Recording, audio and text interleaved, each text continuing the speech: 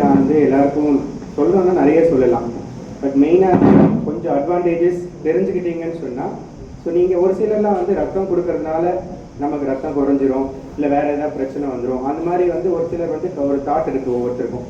அதனால் வந்து கண்டிப்பாக வந்து ஒரு பாதி பேருக்கு மேலே ரத்தம் கொடுக்கறத அவாய்ட் பண்ணுறாங்க. நம்ம கொடுத்தா நம்ம குறைஞ்சிரும், இல்லை வேறு ஏதாவது நம்ம பிரச்சனை வந்துடும் அப்படிங்கிறது.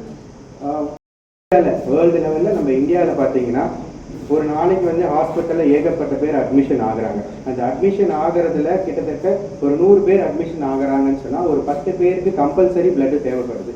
பட் ஆனால் இப்போ நீங்கள் கொடுக்குற மாதிரி வாலண்டரியாக தன்னார்வமாக வந்து ரத்தம் கொடுக்கறது பார்த்தீங்கன்னா ஒரு 4லேருந்து 5 பேர் தான். ஸோ அந்த மீறி 5 பேருக்கு ரத்த பற்றாக்குறை ஏற்படுது. ரத்த பற்றாக்குறையை போக்குறதுக்கு வேற வழி இல்லாமல் அங்கே அட்மிட் ஆகிற பேஷண்ட் கிட்ட அவங்க ரிலேட்டிவ்ஸ் நீங்கள் பிளட்டு கொடுத்தாகணும் அப்படின்ற ஒரு இடத்துக்கு உள்ளாகிறாங்க. ஸோ அதை அவாய்ட் பண்ணணும்னா நீங்கள் கொடுக்குற மாதிரி ஏகப்பட்ட கேம்ப்ஸ் நிறைய இடத்துல கொடுக்கறது மட்டும் இல்லாமல் நீங்கள் போய் மற்றவங்களை மோட்டிவேட் பண்ணணும். இது மாதிரி பிளட்டு கொடுக்கறதுனால ஒரு ப்ராப்ளமும் கிடையாது, அதனால் நீங்கள் வந்து கொடுக்கலாம். ஸோ ஒரு முறையும் ஒவ்வொருத்தரும் வந்து மேலாக இருந்தால் வந்து ஒரு 90 days ஒன்ஸ், ஃபீமேலாக இருந்தால் 120 days ஒன்ஸ் வந்து கொடுக்கலாம். ரொட்டீனாக கொடுக்கறதுனால ஒரு ப்ராப்ளமும் கிடையாதுன்றதை நீங்கள் சொல்லணும். வருஷத்துக்கு கிட்டத்தட்ட 4 கோடி பேருக்கு வந்து ரத்தம் தேவைப்படுது. ஆனால் இந்த மாதிரி நீங்கள் கொடுக்கறது ஒரே 40 லட்சம் தான். ஸோ எவ்வளோ பற்றாக்குறை இருக்குதுன்றதுலேருந்தே நீங்கள் தெரிஞ்சுக்கலாம். ஒரு நாளைக்கு நம்ம இந்தியாவில் கிட்டத்தட்ட 38,000 பேருக்கு பிளட்டு தேவைப்படுது ஒரே நாள் மட்டும். அதாவது கிட்டத்தட்ட 2 செகண்டுக்கு ஒருத்தருக்கு பிளட்டு தேவைப்படுது நம்ம இந்தியாவில் மட்டுமே. இன்னும் வேர்ல்டு லெவலில் நிறைய அந்த மாதிரி இருக்குது. ஸோ அதனால் வந்து அது ஒரு முறை நான் கொடுத்துட்டேன் அவ்வளோதான் அப்படின்றதோட விடாமல் நிறைய மாதிரி கொடுக்கலாம். ஸோ இந்த ரத்த தானம் கொடுக்கறதுனால வர மெயின் அட்வான்டேஜஸ் என்ன தெரியுங்களா?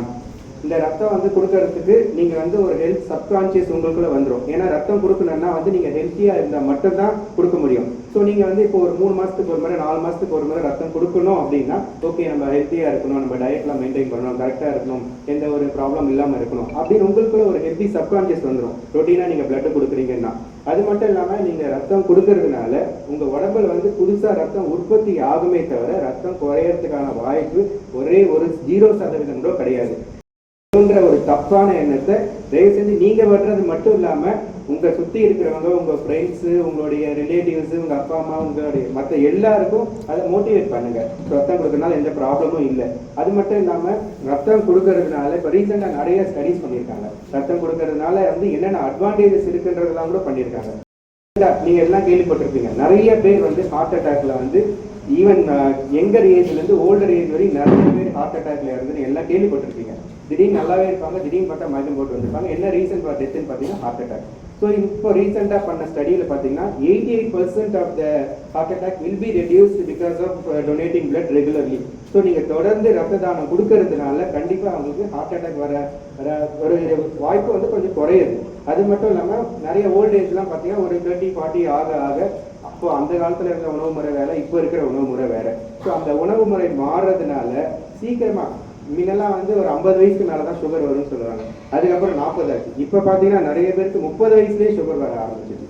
ஸோ இப்போ இந்த சுகர்லாம் வர்றது குறையுதுன்றதும் ரீசெண்டாக, ஏன்னா நீங்கள் கொடுக்குறீங்க இல்லைங்களா, ரொட்டீனாக நம்ம கொடுக்கறதுனால ஒரு ஹெல்த் சப்கான்ஷியஸ் இருக்கிறதால என்னென்ன சாப்பிடணும், என்னென்ன மெயின்டைன் ஹெல்த்தி ஃபுட்டாக சாப்பிடணுன்றது உங்களுக்கு ஒரு தெரிய ஆரம்பிச்சோம். So 18 years minimum age of donation வந்து ஸ்டார்டிங் வந்து 18 இயர்ஸ் கம்ப்ளீட் ஆனது வந்து at least minimum 2 to 3 times per year நீங்க கொடுக்க ஆரம்பிச்சீங்கன்னு சொன்னா, அப்படியே வந்து நீங்க மெயின்டைன் பண்ணீங்கன்னு சொன்னா நீங்க அதே மாதிரி உங்க ஹெல்த்தையும் மெயின்டைன் பண்ணிட்டு இருப்பீங்க.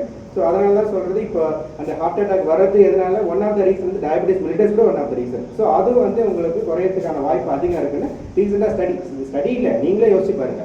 ரொட்டீனாக பிளட் கொடுப்பீங்கன்னு சொன்னாலே நீங்கள் வந்து ஹெல்த்தியாக தான் இருப்பீங்க. அப்போ டயபெட்டிஸ் வரதுக்கு வாய்ப்பு கம்மி. அதே மாதிரி தான் பிளட் ப்ரெஷரும், நீங்கள் ரத்தம் ரொட்டீனாக கொடுக்கறதுனால பிளட் ப்ரெஷரும் உங்களுக்கு வந்து வரதுக்கான வாய்ப்பு ரொம்ப குறைஞ்சி போகுது. ஸோ இது வந்து ஒன் ஆஃப் த ரீசன். இன்னொரு முக்கியமான ரீசன் ரீசெண்டாக கண்டுபிடிச்சிருக்கு. நீங்கள் கேன்சர் பற்றி எல்லாருமே கேள்விப்பட்டிருப்பீங்க, ஏகப்பட்ட கேன்சர் இருக்குது. ஸோ அந்த கேன்சர் ஆக்சுவலாக கேன்சரால் பாதிக்கப்பட்ட பேஷண்ட் தான் இன்னைக்கு வரைக்கும் நம்ம இந்தியாவிலே அதிகமாக ரத்தம் தேவைப்படுற பேஷண்ட்டு. ஸோ அந்த பேஷண்ட்டுக்கு அந்த கேன்சர் உண்டான ப்ராப்ளமும் வந்து இந்த ரொட்டீனாக பிளட் கொடுக்கறதுனால வராமல் இருக்குதுன்றதும் ப்ரூவ் பண்ணியிருக்காங்க. ஸோ கேன்சர் வந்து நிறைய கேன்சர் இருக்குது, lung cancer, liver cancer, pancreatic cancer, ஏகப்பட்ட கேன்சர் இருக்குது. எல்லா கேன்சருக்கும் ஏகப்பட்ட பிளட் தேவைப்படுது. ஸோ அந்த கேன்சருக்கு உண்டான வாய்ப்பும் வந்து குறையுது இந்த ரொட்டீனாக பிளட் கொடுக்கறதுனால அப்படின்றத ப்ரூவ் பண்ணியிருக்காங்க.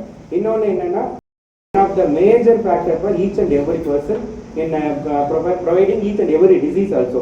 ஸோ அந்த வெயிட் நீங்க மெயின்டைன் பண்றதுக்கும் இது ஒரு ஒன் ஆஃப் த வாய்ப்பு. என்னன்னா நீங்க ரொட்டீனா ஒரு வெயிட், ஒரு நார்மல் வெயிட், ஆக்சுவலா ஒவ்வொருத்தருக்கும் நார்மல் வெயிட் எவ்வளோன்னா உங்க ஹைட் மைனஸ் 100, இதை நீங்க கால்குலேட் பண்ணீங்கன்னா உங்களுடைய நார்மல் வெயிட். ஃபார் எக்ஸாம்பிள் இப்போ ஒரு 170 160 சென்டிமீட்டர் இருக்காங்க அப்படின்னா அவங்க எவ்வளவு வெயிட் இருக்கணும்னா 60 kg. 160 minus 60 60 kg.